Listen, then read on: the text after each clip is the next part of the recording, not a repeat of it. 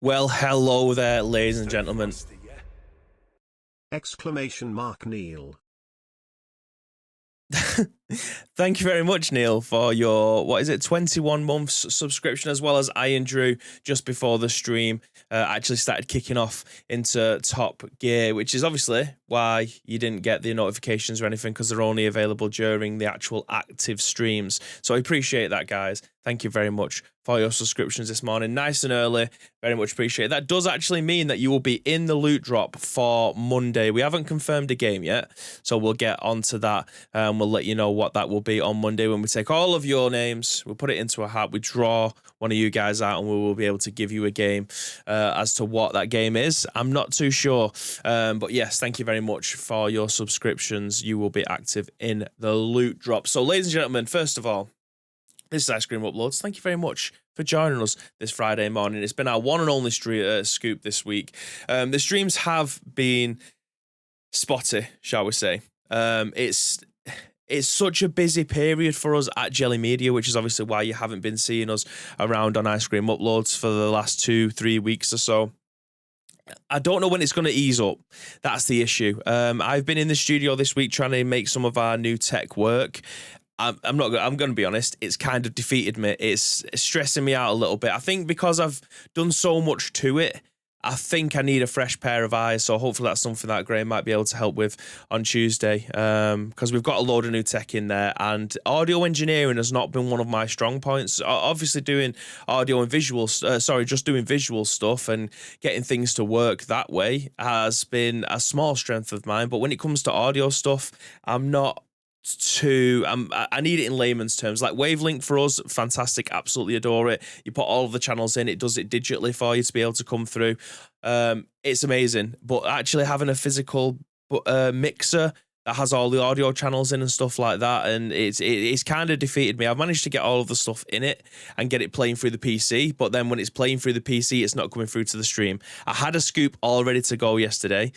Make it work then, says Graham. It's easy for you to say.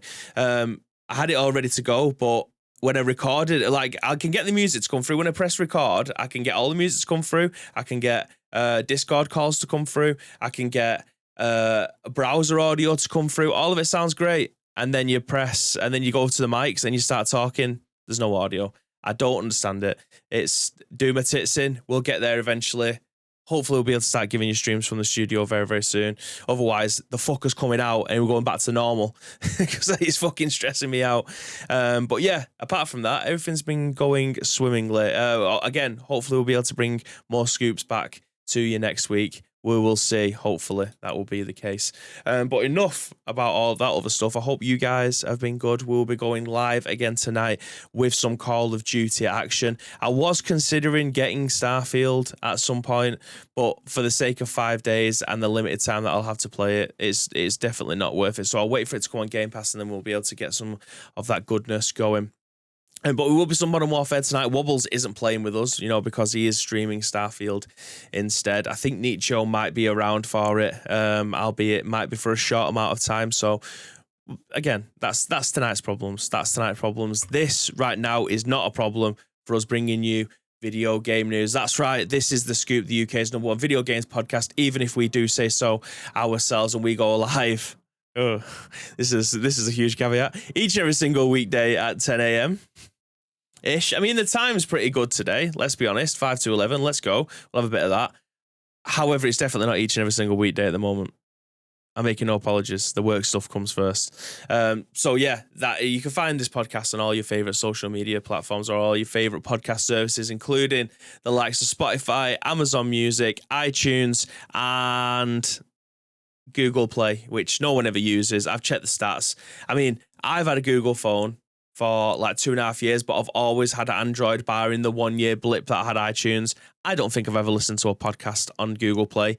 I don't even know if anybody else listens to podcasts on Google Play, but they certainly don't listen to The Scoop over on Google Play. However, you iTunes guys, you Spotify guys, you are absolutely flying over there. So we very much appreciate you guys that are doing that. So if you are listening to it on those services, do please feel free to drop a 5-star rating on this podcast. We would very much appreciate it. Just to show our bosses and go, yeah, look at this. We're actually doing pretty well over here. No, not only have we got 200,000 downloads of this podcast over the last 4 years, we rated 5 stars. You know what I mean? We are with the big wigs, essentially. So, yeah.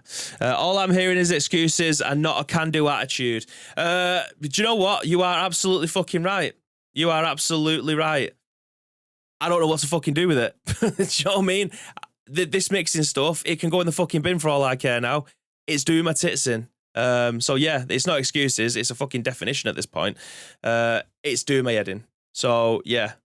Graham also confirms that is a can-do attitude, so I can't wait for him to start growling next week when he eventually walks in and goes, what the fuck is going on here? But, you know,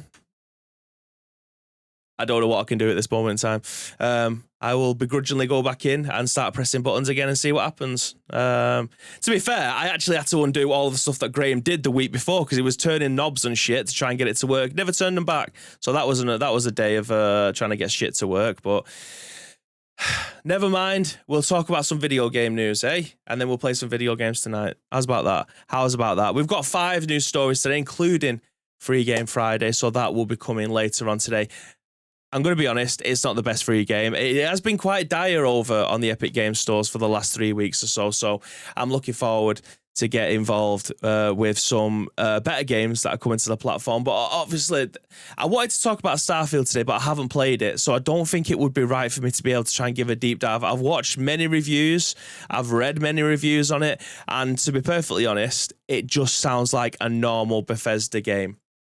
I don't hear anything from it that makes me think, okay, this is probably going to be game changing. I know a lot of people have said this is a generational game, but until you genuinely play it yourself, how would you even know? I don't think visually it looks great. I mean, the stuff that I've watched has either been on YouTube or people streaming it over on Twitch. And I mean, streaming, you can only do 1080 unless you watch it on YouTube anyway. So I don't think it looks like a PlayStation 5, Jesus. I don't think it looks like an Xbox Series X game at this moment in time. It genuinely just looks like the Skyrim engine, the games that were made in that engine. It doesn't look very modern. Apparently, it's quite bland. But I mean, this is what Bethesda do when they make open world games. They can make Doom and Wolfenstein look spectacular, but then when it comes to the open world type games, I don't know whether or not they shit the bed a little bit. It might just be a bit too big for them to be able to retexture everything. So again, and so I'm going to put all my thoughts and opinions, I've just give you a small snippet of them until I've actually played the game, because I feel like that would definitely be a much more heartfelt, opinionated piece rather than just seeing what other people have said about it or reading what other people have wrote about it and then giving you my thoughts and opinions based off of that. I don't think that's very fair. Until I play the game myself, it's just hearsay at this moment in time. But you've obviously free to go over and watch Wobbles later on. I think he's still streaming it. He said he's going to be streaming it till God knows what time tonight anyway, so you'll have all day to be able to go over there and be able to do it. But it does look like a Fallout game that's in space mixed with the Division, with the health bars above the red, which I thought was quite weird. That's not really a Bethesda thing to do. Usually it's like at a bar at the top of the screen, rather than it being floating above the head like the Division. I thought that was quite weird. And then the XP coming up in the middle of the screen, I thought that was quite weird too. But I mean, I'm super... It makes it sound like I'm not looking forward to playing the game. I am super looking forward to playing some Starfield as and when that might be at some point next week. So it could be a game of a generation. I'm not too convinced at this moment in time. Bethesda games don't tend to be amazing out of the box. I had this discussion in the office yesterday. I don't know if anybody else has the opinions in the chat too, but I can't remember the last time a Bethesda game came out and it worked out of the box. I had this conversation with Lee. You guys might not have ever come across him before, but Lee said Doom, the original one, back on the DOS. He said that was probably the last time that a Bethesda game worked out of the box. So yeah, we all knew that this was going to be the case, though, right? Like I said this kind of thing in Wobble's chat this morning. It was like, "Oh, you're a PlayStation fanboy," and I'm like, I'm a fucking Bethesda fanboy. Like, if you've not been around for the longest time, like, but having Bethesda games is that, barring Resident Evil and Pro Evo, are the next in line for the amount of time that I've spent in those games. Like, it's not a PlayStation issue. It's not the fact that it's not on PlayStation. It's a Bethesda issue that has been the issue for the last 15, 16 years since we were able to get digital patches in games and on consoles. Like, I don't believe that this is a new thing, and I'm still struggling to try and figure out when the changing of how they submit their games has gone a bit AWOL. But I genuinely can't remember. What do you mean Fallout 76 was great, says Sam? Yeah, we all know. You're so negative, most unlike you, I know. E.T. was a game of a generation. Look, I remember how that ended up. Yeah, in landfill somewhere. Tito says, still maintain Bethesda games are always muddy looking. Think that this is an improvement, though. I can't see it. Stay frosty, yeah. Sam, thank you very much for your subscription. Absolute legend. Again, you'll be in the loot drop on Monday. I can't see it. Like, I know I've played a shitload of Skyrim, Oblivion, Morrowind, ESO looks the best out of all of them. I'm talking about the non-modded versions. I'm not talking about the versions that people have reskinned textures and stuff like that and done stupid amounts. I mean, the game's only just come out, so they're not going to be able to do that. But as a vanilla experience, it looks quite bland. It looks quite muddy. Why have I just got 2 Stay Frosties? What's that about? Compare the visuals to Fallout 4 and tell me that Fallout 4 doesn't look dated as fuck. Of course it does. I'm not saying it doesn't. I'm genuinely not saying it doesn't, but from someone who's been playing Skyrim on the PlayStation 5, it doesn't look any different. The graphics don't look that... I mean, the textures of what the astronauts, whatever they're called, the engineers, the textures on those look quite nice. But however, the bushes, the ground, the sky, the mountains in the background, the buildings, it all looks quite bland. But it's day one. Things are going to change. Good day, 10 in the morning, Bibby says Gagad. Hi, mate. How we doing? Fallout 4 looked horrible, in my opinion. Yeah, I mean, it's meant to be post-apocalyptic, right? But they could have put a little bit more into it, not looking dead blocky. I think you'll find I turned it all back. Get good. I'm not sure. I think there's definitely some dials and some buttons that was definitely left pressed in as to why I couldn't get any sound back through the PC again. But we'll have this conversation at a different time. But yeah, I mean, that's my opinion on Starfield as it stands at this moment in time. It's not a well-based one. It's just based off of what everybody else is saying at this moment in time. VGC have given it 5 stars. The Gamer, I think, have given it 5 stars. IGN have given it 10 out of 10. Like, there's been so many outlets that have absolutely adored this game, and I don't believe for a second that it won't be. No, we'll have it now. You fucked it. Your opinion. But yeah, I'm super looking forward to actually getting hold of the game and seeing what it actually plays like, because it looks like it plays like a Bethesda game, apart from me floating around in space. So yeah, just bring it up in his performance review. Put it top of the bill. Maybe can't get a mixer to work. I mean, Microsoft couldn't either, so let's have that one as well. So yeah, if you want to see some more gameplay of it today, go over. Wobbles is going to be streaming it for all of, if not most of the day. You'll get a good understanding of what the game is meant to look like, what it's meant to play like, what it's meant to be like as well. You can tell you fucked it. You're proper rattled. I know, mate. I'm rattled, super rattled. You can tell I'm shaking. I don't know if I'm going to be able to continue. Exhale a little bit. Okay, let's get into the first news story of the day, shall we? First news story of the day regarding some Microsoft. Jesus, I fucking hell. Starfield's rattled me, mate. Call of Duty is getting global real-time voice chat moderation with Modern Warfare 3 in November. US-only Warzone and Modern Warfare 2 beta starts today. So a good luck for us over in Europe. We are behind closed doors for the time being. But Activision has announced its measure to combat toxicity with in Call of Duty, confirming it'll be introducing what it's called global real-time voice chat moderation alongside the launch of Modern Warfare 3 on the 10th of November, with the US beta trial of the feature starting today. Call of Duty's new voice chat moderation system will employ AI-powered technology from modulate to identify and enforce against toxic speech in real time, with flagged language including hate speech, discrimination, and harassment. An initial beta for Call of Duty's new voice moderation system is being rolled out across Warzone and Modern Warfare 2 today, 30th of August, which was 2 days ago. In North America, that wasn't the end of the sentence. I just cut it off. 30th of August in North America, and global releases will coincide with Modern Warfare 3's arrival in November. Activision notes that the tools will only support in English at first, with additional languages coming at a later date. In a Q&A accompanying today's announcement, Activision explained that the AI-powered system will only be responsible for identifying and reporting perceived offences for further review, attaching a behaviour category and rated level of severity to each submission, and the publisher itself will determine how each violation is enforced based on its security and enforcement policy.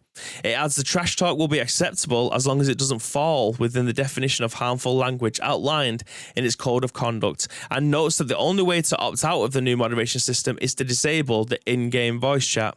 Activision says that Call of Duty's existing anti-toxicity moderation policies have so far resulted in voice and or text chat restrictions across over 1 million accounts since the launch of Modern Warfare 2, and that 20% of players didn't reoffend after receiving a first warning. Today's announcement follows an introduction of similar moderation measures elsewhere in the industry. Microsoft, for instance, has launched a new player-driven voice chat recording and reporting tool for Xbox in July, which currently is in testing with insiders, while the League of Legends studio Riot has been experimenting with voice chat moderation for some time now. That was an article written over on Eurogamer by Matt Wales. Apologies if I didn't read that out beforehand. I don't think I did, but we'll go back and find that out. Oh, that's a good brew, that. A bit of oat milk. Yes, please. Yes, please. So, it looks like that your party chats are going to start to be listened to within the game. Now, this kind of taken me by surprise, not for the fact that there's going to be some AI stuff being put through to try and listen to every single word that you're going to be saying and then give you maybe a soft ban. A deadline day live. Our blog is here to keep you up to date. Okay, whatever. Live score. The fact that there's AI going to be listening to your party chat, they will have, I imagine, a list of blacklisted words that whatever you say within your party chat is probably going to get you a soft ban. If you carry on using them, they're probably going to give you a hard ban of maybe 24 hours. If you carry on continuing to do so, it'll be 3 days, 5 days, 7 days, 2 weeks, a year. You're never going to speak in party chat again. My biggest concern with this is that people are still using the in-game party chat. Like, a show of hands, people who are obviously in the chat now, or if you're watching this on any of our on-demand services, go into the comments below. Are you still using the in-game party chat? Like, I imagine it's still quite fun if you are playing Warzone and you shoot someone, like the party chat the other day when me, Graham, and Wobbles were playing DMZ 2 weeks ago. I didn't hear what was being said because I don't have party chat on within the game. I can't hear when you shoot someone and they have the 2 seconds to be able to say something. I don't have any of that switched on. Very unsavory characters within video game world. I don't want the channel to get any kind of strikes or anything like that based off of information that's being said that we can't control. So I tend to have that stuff turned off anyway. So I don't get to hear it, but I'm still surprised with the fact that on Xbox and on PlayStation that you can have Discord through your console, that people aren't using that more.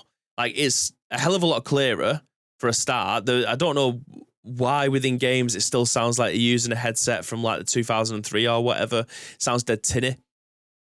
The fact that on PC, obviously you can, if you're playing this on PC, you can use Discord on that as well. So that having in-game party chat, it just doesn't fill me with joy anymore like it used to way back in the day on the Xbox 360 and stuff. If you were joining in-game chat, it was an absolute battleground. It was ground zero. It's an area that you don't want to probably listen to anymore. There's obviously been jokes and memes about the fact that Modern Warfare 2, like if you grew up during that era, chances are your skin's probably going to be thicker than most people nowadays, blah, blah, blah. I just can't be arsed with that stuff now, because you always get someone just screaming. You always get someone who's just shouting in a different language, or you get someone in the background that's just playing music and things. I don't want any of that stuff. I want a nice, clean experience. I'm still surprised that people are using it, but it goes to show, if they've got the stats, whether or not that's genuine and whether or not that's true. The fact that 20% of first offenders then don't go and reoffend later on. 20% does seem quite low, but it also makes me think that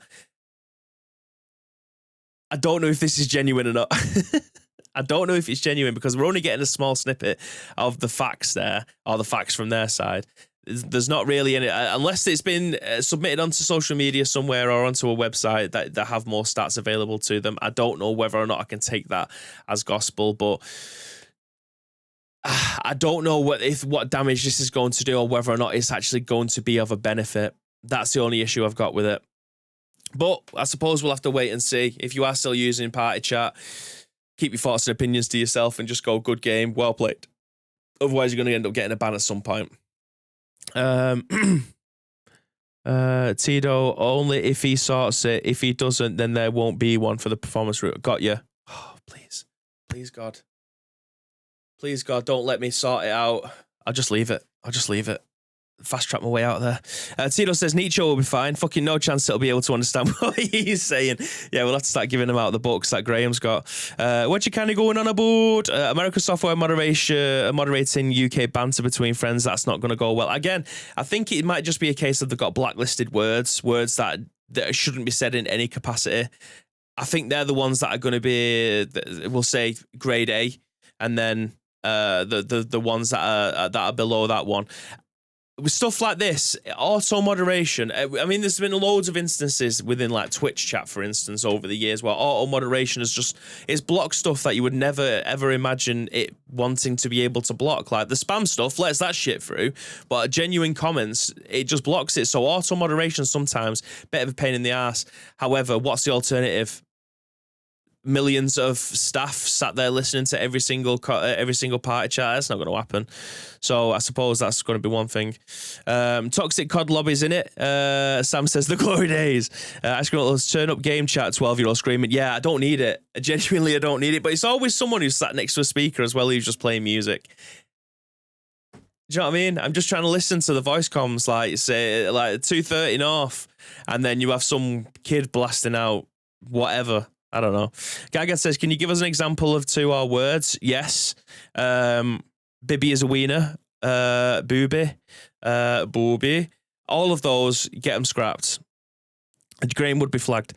Tito says, I don't disagree with the principle. I have concerns that the no appeal and it's automated, so no human involvement.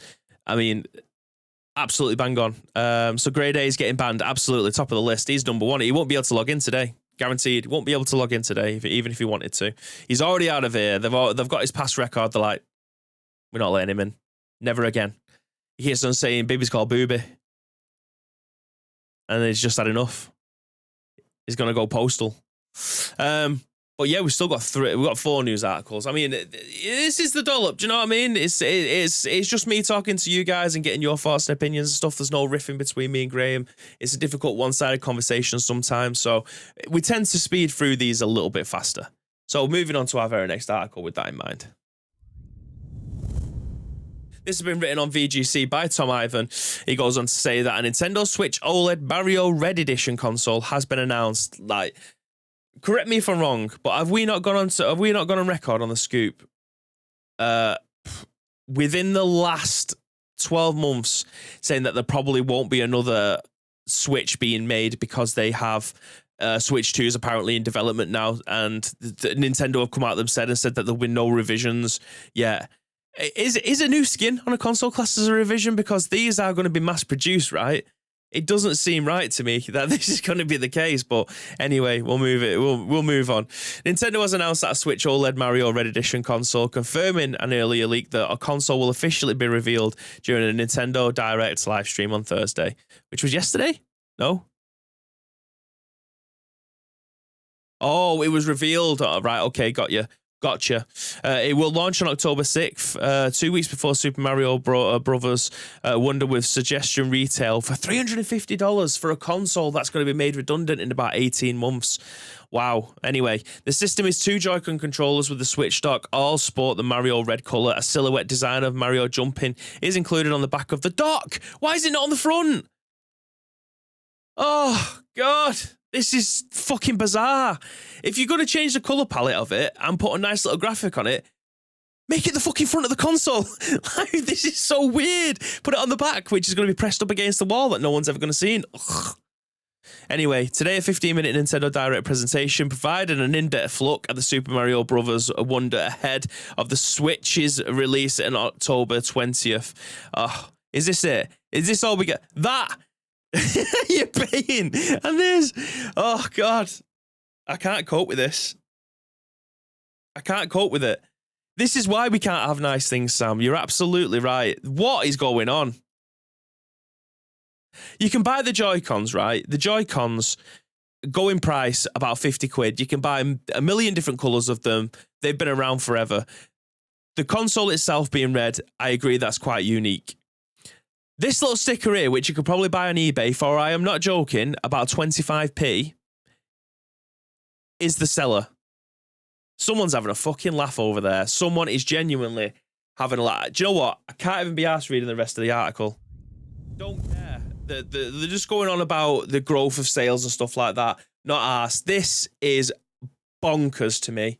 This is genuinely bonkers. 350 quid for a Mario-themed console that doesn't have Mario on the front of it. The controllers itself doesn't have any kind of reference to it being Mario, apart from the fact that it's red. This is bonkers. Like, I'm all for skinned consoles. The new Starfield one that goes around your Xbox Series X, it looks amazing. Even though it's like Velcro, I thought it'd be like a magnet or something. Like the little plastic sheet that goes around it. That, aesthetically pleasing. It looks fantastic. It's got a point of reference, the fact that it's Starfield. It looks amazing. Back on the Xbox 360 days when you could take the front face off the front of your console, that was cool. Having the vinyl stickers that go across the top of them, that was cool. This is a red console with a...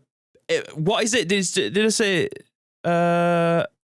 Someone said it might be lasered. Oh, that's lasered, says Neil. No one's going to know that if you was to put the same thing as a sticker on the back of it. 350 beans for that. Outrageous. My Diablo 3 Switch has more uniqueness. There has been 1,000,001 DPD controllers that have glow in the dark, that have Zelda faceplates on it. Some of the Power Ace stuff, you can take the front face off and have whatever you want on there. This is genuinely the most bonkers thing I've seen. And for 350 quid, I don't know what to say. Genuinely, like the Zelda dock and console that they released for Tears of the Kingdom looked amazing. I can get behind that because it's a special edition. It looks amazing. You can put it on there. People who are walking past it know immediately what it is. No one's going to know what this is. This looks like someone's just stuck a picture over the top of it. Someone's just stuck some red electric tape over the top of this console. This has rattled me. This has pretty much pissed me off no end. I just don't think it's... Whoever's buying this, don't. Unless your Nintendo Switch is completely fucked, it doesn't read cartridges anymore, it doesn't hold any battery life, it doesn't charge, your screen's fucked, by all means. If you are picking this up this Christmas for the first time, don't. Go and buy a second-hand one. Go and buy one, an original one. That Fucking might cost size of this moth. That might cost 280 quid. This is not worth your time. They should just be honest and go, oh, it's me, Amonio. Morning 12, how are we doing? How will it be until the release of the Luigi version? Fucking hell, size of this goth. Fucking hell, size of this goth. Graham says there was always going to be new skins. They want the console record, not just a new spec. I mean, they're well on the way anyway, regardless of whether or not... I would love to see whether or not this sells well compared to the other ones. Because unless you are a first-time investor into the ecosystem of Nintendo, this is only going to appeal to you. Unless you are a super, super, super Mario fan, this might interest you. if you are buying this as a collector's item, it's probably not going to.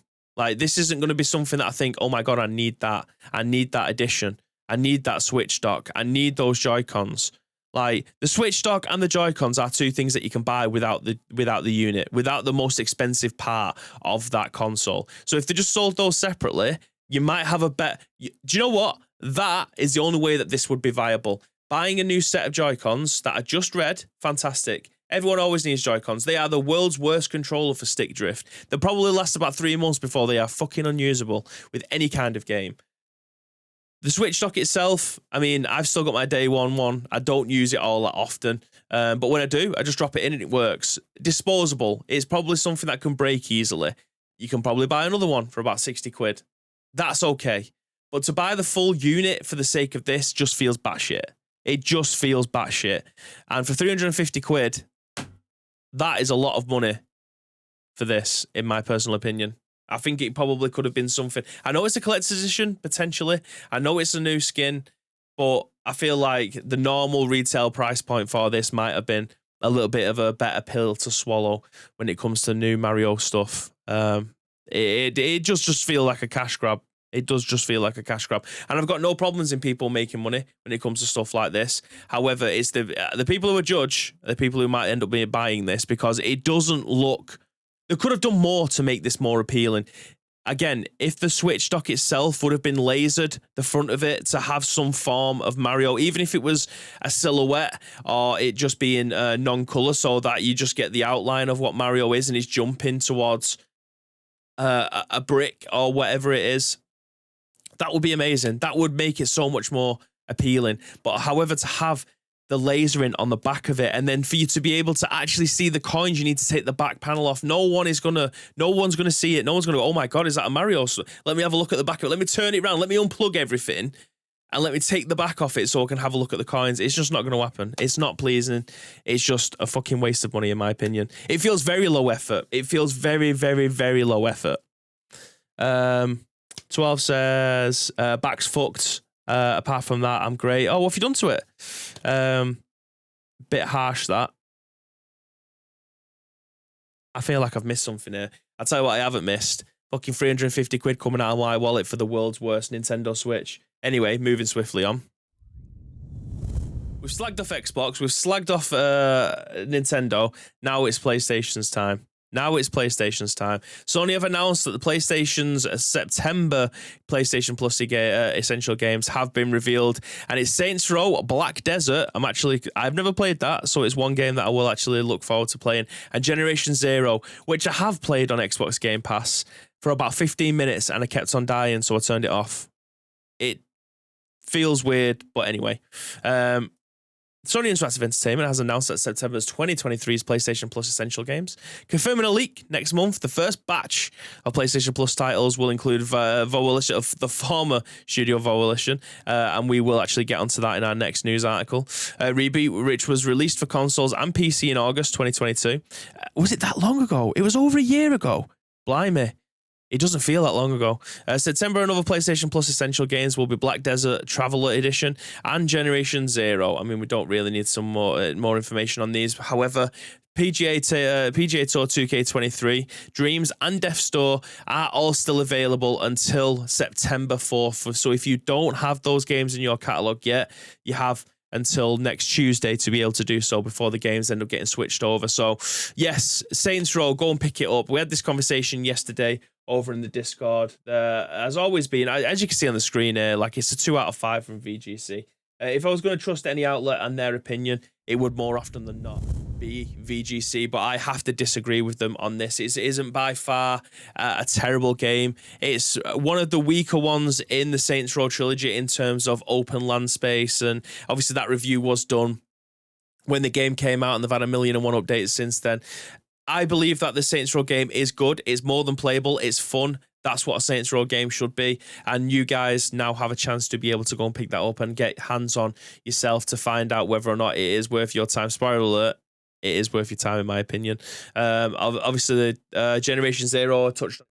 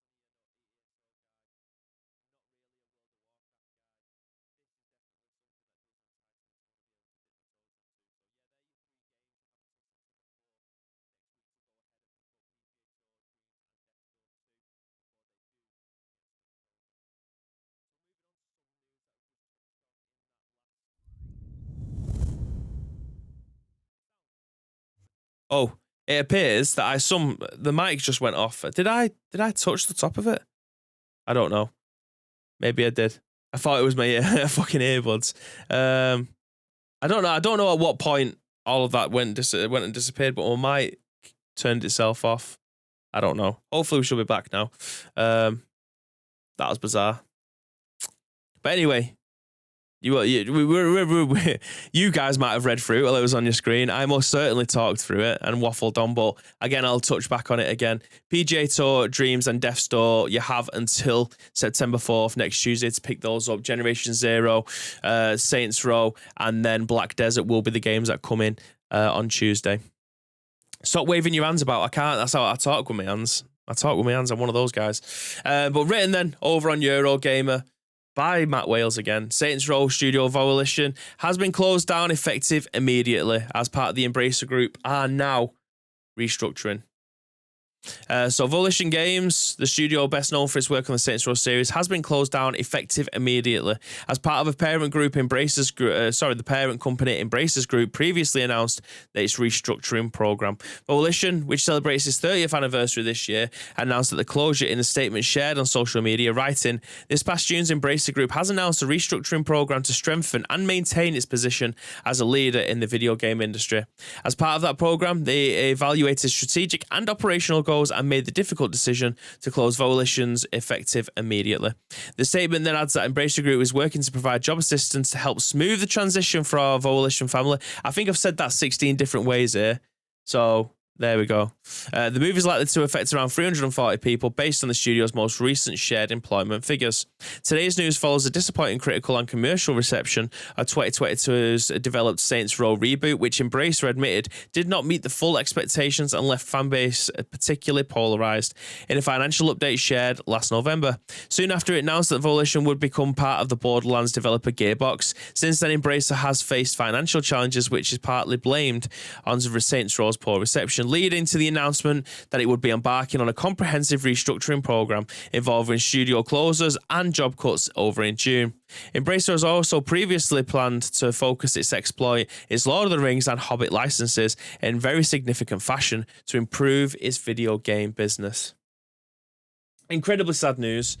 The fact that Saints Row now may never get another game in the series. I believe that they will. I believe that it will just be a different team looking after it. It's a shame that it didn't go as planned. Like, this was meant to be the game that brought Saints Row back into the mainstream. The game that was we're not going to use Grand Theft Auto Killer. That was their plan way back when. However, the pathway that both games ended up taking were batshit crazy to more a little bit serious, and with GTA obviously a little bit more serious, the online elements and all that stuff, having an open world thing, and then Saints Row beating people to death with big purple rubber dildos. So whether or not there isn't a place in the world now for a Saints Row game, that's kind of a feeling with this, because I don't know whether or not, even if this game came out and it was 5 out of 5, would it still have sold a shitload more? And that's the thing that I've been trying to rack my head around. Well, apparently now for over a year, which I can't believe. Literally a year of life has just gone. The second was so good, says Sam. Yeah, I think Ads was saying, maybe Tito was saying that theirs, either the second or third one, was their favourite too. So I don't know whether or not, that's the thing, that's the sticking point, whether or not a Saints Row game is still a viable option this day and age, whether or not the time and the humor is just too far gone now. I'm not too sure. But I believe that there is. I believe that the Saints Row 2022 game was a good game. It wasn't the best. It wasn't a fantastic game. I'm probably going to give it 3 or 4 stars out of 5 if I was to give it something. Definitely not 2. There was more than enough to keep me entertained while I was playing that game. So it was more Saints Row. It was more of the same. It was just, I don't know whether or not it was because the open world was a bit bland. I think that was its bigger downfall. I don't know. It's a different generation of people that are probably going to be playing Saints Row now, rather than the generation that we ended up first playing it. Do you know what I mean? Does that make sense? Is there still a world where Saints Row is a viable option and the humor still hits the same?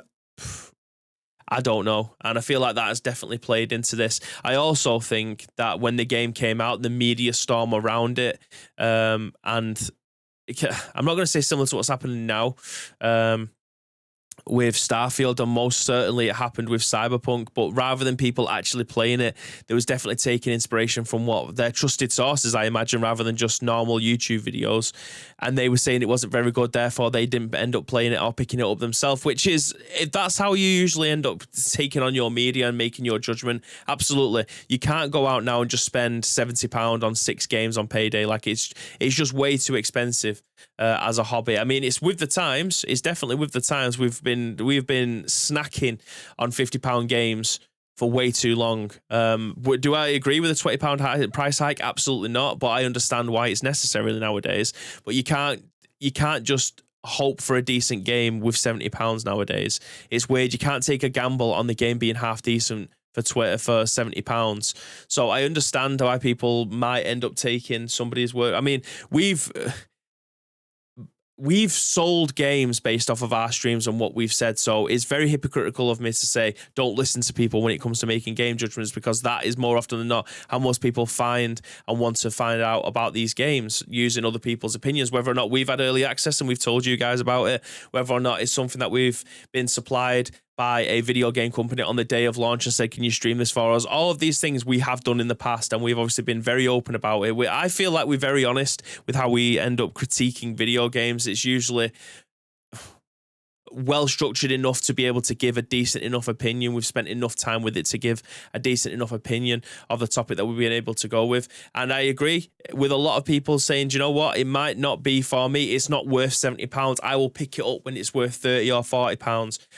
Now everyone has a chance to be able to go and pick this up if you do have a PlayStation Plus subscription, to be able to go and try it yourself. And I do implore that you end up doing that, whether or not you're spending an hour, whether or not you're spending 5 to 10, 30 hours on it. I definitely feel like you will be getting value for money based off of your subscription. I say that in air quotes, obviously, because you're not paying for it. You're not paying for it. So is it too little too late? Maybe. I don't know whether or not there's going to be an overwhelming amount of people that are going to go ahead and download this game and then start making content off of the back of it, or start putting YouTube videos up, or start talking about it socially, or start going out to buy collector's editions of this game from the store. I don't believe that all of that stuff is going to happen, but it definitely will be good to see how many people have started to play this again, whether or not there's a tracker that we can find for it to say, okay, this is the day that it came out, it goes up and then it stays steady enough rather than it just coming straight back down again. I'm not too sure. Tino says, I respect your opinion and know that that I know you're batted for it, but for me it's the latest one. Just didn't feel like that I batted in for it. It don't feel like a Saints Row game. It dialed back on the stupidity and went more serious. In all honesty, if you didn't have the Saints Row on it, would you know it was a Saints Row game? Do you know what? Largely, I agree with you on that. If it wasn't, if you didn't have the Saints logo on it, I do feel it shares some of the humor, but I do believe that humor nowadays is a whole topic of conversation, because the things that people were saying and getting away with 10 years ago, the people don't find funny anymore, or their tastes have changed when it comes to comedy, all-encompassing comedy. Like, I use this as an example. Would you find, I mean, I was watching it again the other night in bed. In Between is still by far top 5 comedies of all time. However, that humor now would not fly on Channel 4. Like, you would, half of the stuff that they say in that TV show, which, by the way, was only about 14, 13 years ago, it wasn't that long ago that these TV series were being made, would never fly now. It would never stick. But there's a whole generation of people now from who was 4 or 5 when The Inbetweeners was out, watch it now and probably don't find it that funny. Same with Saints Row. People who were 6 when the game came out, they were born in the year 2000, Christ. They never played it before, and now this was their first opportunity to be able to play it. The humor might have stuck with those more than it might have done with us. It's so, the world is so polarizing with how and what you can, or what you're allowed to find funny now compared to what it was 10 years ago. So that changes with every medium, whether or not that'll be video games, whether or not that'll be music, whether or not. BB, thank you very much for the follow. Appreciate that. whether or not that'll be TV, whether or not that'll be films, whether or not that'll be music, whether or not that'll be video games, whether or not that'll just be normal skit YouTube videos. Like Vine died, we've now got TikTok, but Vine will live on forever. There's Vine compilations on YouTube that are about 40 minutes that are absolutely goated, that are still talked about today in everyday language. Are there going to be those TikTok videos where that's going to be the same? I'm not too sure. But I suppose we'll have to wait and see. Apache Smash says, I wonder how they will handle the humor with the Gex remake. Again, a very good example. Like Gex 3D Enter the Gecko was one of my favorite platformers of all time on the PlayStation 1. It's a game that I ended up rebuying again on my PS Vita because I loved it that much and I had the opportunity to be able to do so. They let me buy it. Of course, I was going to go ahead and buy it. But whether or not that will stick the landing, I'm not too sure. I am not too sure. But I suppose we'll have to wait and see. But yeah, there's always an evolution of how we consume media and whether or not how we consume it, if we will consume it, and how we feel about it. And I feel like the evolution of comedy over the years, like you will never see another Bernie Manning again. For better or for worse, you ain't going to see another comedian like him again. Roy Chubby Brown can't even play in most theatres nowadays. He gets run out of town for the stuff that he ends up saying. The evolution of comedy has completely changed, and I feel like that has definitely lended itself into TV shows and forms of media and things like that. For better or for worse, that's just the generation that we're in now. Our parents will say their generation was better than ours. We will definitely say our generation was better than theirs and the generation that it currently is now, because that's what we grew up with. That's what we surrounded ourselves with. The TV shows that was coming out 10, 15 years ago will never be able to get made nowadays. Again, for better or for worse, that's entirely your opinion, whether or not they should be. But yeah, I did stand up at uni and the stuff I said wouldn't go now. It's not just a socialist thing. I'm a different person too. Exactly. We all change. Jesus, this is getting really deep. We all change. Whether or not that'll be due to family bereavements, whether or not that'll be for you having children yourself, whether or not you get married, the friendship group, I can pretty much guarantee that a lot of you guys that are in here now, probably around my age, 32, 33, 35, you've probably gone through about 4 or 5 different circle of friends since school, right? Like there'll be a handful of people that will still have a lot of friends from school, and that's just because of these people that they surround themselves with all the time. But in terms of work friendships, whether or not that'll be from football friendships, whether or not it'll be six-a-side, whether or not that'll be just going down to the pub, your circle of friends will diversify and will start to either dwindle or start to expand depending on the circumstances that you surround yourself with. So people change. People's tastes change, music tastes change, films change, video games change, all of that stuff all gets bundled under the same thing. And that is human evolution as to what we're allowed to say, what we're allowed to do, and what we're allowed to have on TV. Like, we don't make the decision was what gets put on there. That's being made by somebody else. That's why YouTube is a hell of a lot more popular than it was 15 years ago. That's why Twitch is super popular. That's why Kick is becoming popular, because all the stuff that gets banned everywhere else goes onto that platform. So it still has an option for you to be able to do it. Whether or not that'll be likes of Rumble in social media, whether or not that'll be likes of Twitter, Instagram, Facebook, everything else around it. This is getting super deep, so I'm going to stop this in a second. All that stuff isn't down to us. It's down to somebody else making decisions about what we end up consuming, what we find politically correct, or whether or not we find extremely funny. All of those things are changes of taste, evolution, mankind. All of these different things have to be put into perspective for us to be able to live our lives, socialize, all of the above, I think. I've been 21 for 10 years, mate. Tino says, I think most of it was representative of the stupid school stuff, but Neil's dad stuff, yeah, that couldn't be done now. Absolutely. I mean, again, if people are around my age, you can find a hell of a lot of similarities into the way that the in-betweeners acted around school, around the time with their group of friends, the conversations that they're having. They was very representative of the time. I think those times have probably changed now. I can definitely see those things in my 17-year-old brother and the way that his friends acts. I'll absolutely love them, but they are all fucking morons. But the stuff that people get away with now compared to then are two completely different things. So moving swiftly on to our last news article of the day, and it's Free Game Friday. You guys know this by now. We tell you about the games that are the game that you're able to take for free today on the Epic Game Store. FF's in the chat if you've not already done it. So right now over on PC Gamer, you can find out that, written by Morgan Park, is the Free Games Friday Epic Store list, and this week is Cave Story Plus, the free game offering on Epic. Free Game Friday. There we go. Tito's right on it. The free game offering on Epic this week is a landmark indie development darling, made in its original incarnation during solo dev. Daisuke Pixel Amaya's free time, maybe. Cave Story is a throwback to a Metroidvania about a gun-toting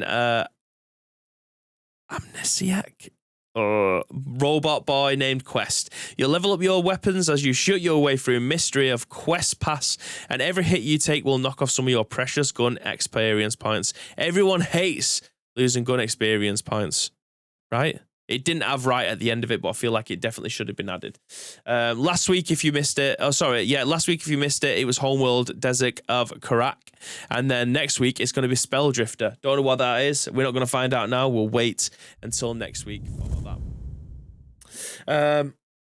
I waited deliberately to just be an arsehole. Is it 1980? Unfortunately not. No, it's not. Ladies and gentlemen, that is it for today's episode of The Scoop. Just under an hour of content for you guys to sink your teeth into. Don't forget though, we will be back tonight with some Call of Duty action. There will be a Wild Nietzsche. There may be some other special guests that join us for that stream, so do stick around. Well, don't stick around because it's a long time away. Around about 8 o'clock tonight, we'll end up going live with that, just so I can obviously see the wife, see the child, have some tea, and all of the above. But yeah, I don't know whether or not Graham is streaming this weekend. Obviously, he has been off this week. I don't know whether or not it is going to.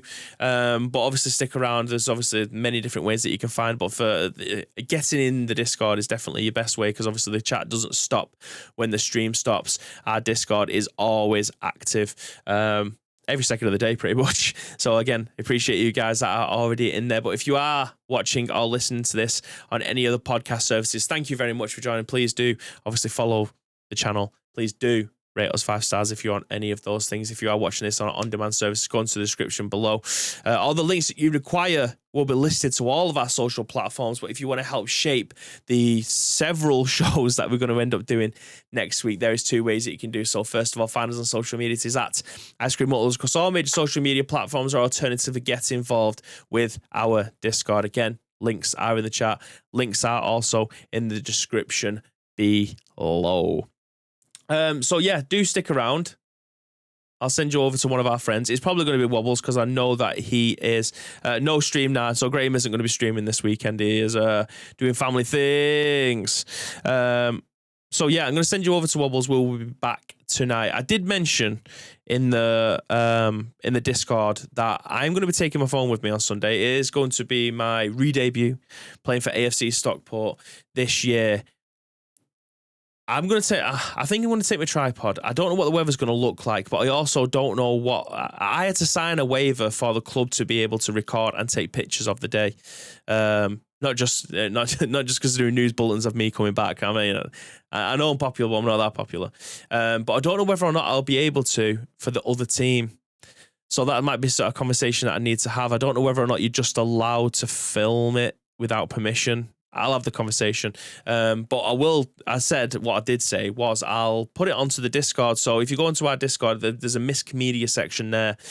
I can stream obviously directly from my phone into there, so you guys can obviously watch it. You can listen to it. When you join it, don't shit yourself. Your mic will be muted, as well as your camera. Those will never come off, but you can use the comment section on the right-hand side. I don't think it's anything ever that I'd want to put on Twitch, because, again, Sunday League, a lot of unsavory characters. You don't know what people are going to say. Stuff that's going to be completely out of my control, so I am not having channel strikes being put onto me for something that I didn't do. So, yeah, I think Discord is definitely the safest way. So if you guys ever wanted to watch the games and stuff like that, that might be an option for you guys to be able to come in and do so. Obviously, it's the first game of the season. I don't expect to start. I imagine I might end up coming on later on towards the end of the game. I haven't played 11-a-side in 4 years. My fitness levels are getting a lot better, but I am not 11-a-side match fit sharp. Like, there's a difference between playing professionally and playing Sunday League. However, there's two things that are very similar, and that is being fit. And that's something that I'm getting there.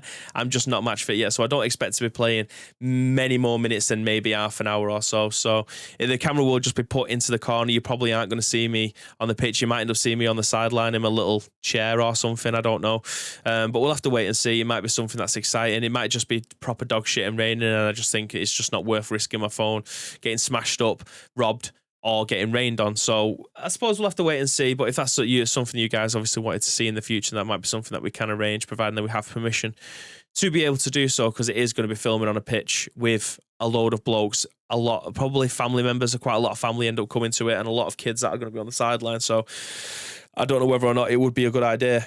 But anyway, ladies and gentlemen, it's been an absolute pleasure to be able to do this stream for you today.